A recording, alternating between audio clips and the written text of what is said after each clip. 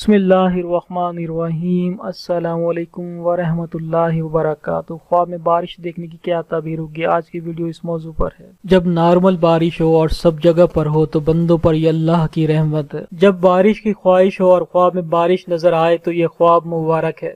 اگر خواب میں دیکھے کہ سال کے پہلے ماہ بارش ہو رہی ہے تو اس سال یا اس ماہ مال و دولت میں خیر و برکت ہوگی۔ اگر خواب میں دیکھے کہ بارش بس اس کے سر پر برستی ہے تو تعبیر ہے کہ وہ سفر پر جائے گا اور خیر و نفع کے ساتھ واپس آئے گا۔ اگر خواب میں دیکھے کہ بارش کے پانی سے وضو کرتا ہے تو اپنی پریشانی سے نکل آئے گا، اس کو کوئی خوف ہے تو اس سے نجات پا جائے گا۔ اگر خواب میں دیکھے کہ بارش بہت آہستہ آہستہ برس رہی ہے تو یہ اس کے اور اس کے اہل علاقہ کے لیے خیر و برکت آنے کی دلیل ہے۔ اگر ایسا خواب دیکھے کہ جو بارش اس پر برس رہی ہے اس بارش کے ہر قطرے سے آواز آتی ہے تو تعبیر دی جاتی ہے کہ خواب دیکھنے والے کی عزت زیادہ ہوئی۔